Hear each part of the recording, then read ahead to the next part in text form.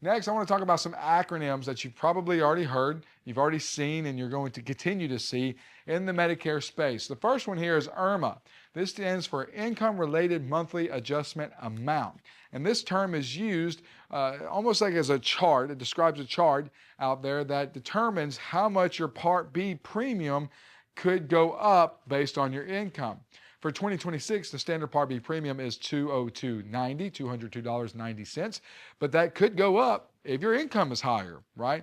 And if you and your spouse are jointly, that could play a factor into it. And there's a full chart out there. I'm not going to dive into the specific numbers, but technically my Part B premium, what I pay for the medical part of Medicare, could be higher due to IRMAA, the Income Related Monthly Adjustment Amount. So if you see IRMAA, you know that that's talking about your Part B premium adjustment.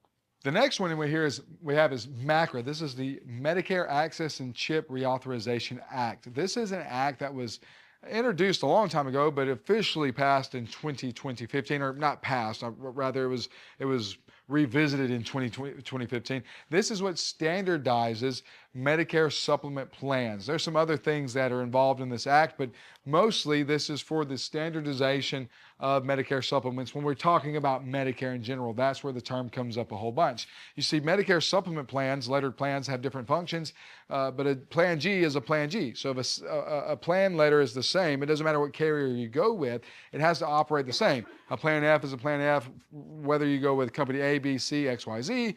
A Plan G is a Plan G, whether you go with A, B, C, X, Y, Z, and Plan N is a Plan N, whether you go with company A, B, C, X, Y, Z. It doesn't matter. Any carrier I go with, that plan has got to function the same way, and that's because of MACRA here that comes in and standardizes those different plans. And then I have IRA and IRA as my next one. The reason I put this is because this is two acronyms that you'll see commonly in your Medicare journey. The first one I'm going to talk about is the Inflation Reduction Act, the IRA, Inflation Reduction Act.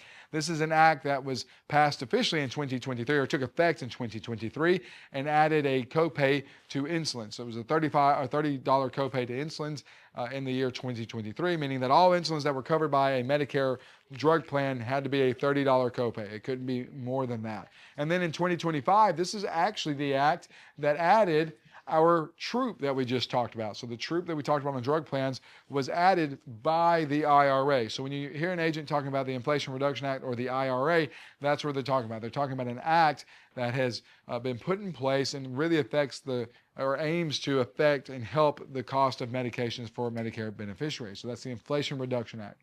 And then I have IRA. This is Individual Retirement Account. Now, you hear this acronym used a lot in Medicare because many of you have some kind of retirement account. You may have an individual retirement account, or you may have an employer retirement account, something like a 401k or a 403b, whatever that looks like. But IRA is something that you will hear a lot of. Individual retirement account is because you got this on an individual basis. You didn't get this through your employer. Maybe you went to a broker and got an individual retirement account. That's an IRA, and it's commonly used in the Medicare space. And I wanted to put these two beside each other because they're both IRA.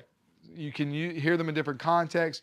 When you're hearing about the act that affects drug costs, that is Inflation Reduction Act. When you hear someone talking about a retirement account in the IRA, that is Individual Retirement Account. Next, I have SSI and SSDI. These are very similar. They're almost the exact same thing, just one letter difference here. We have Social Security income and then Social Security disability income. And they are different things. They are separate. They are the same, but they are separate. One is for somebody who's going to Social Security because they've aged into Social Security. The other one is Social Security because of disability. And there are different rules there.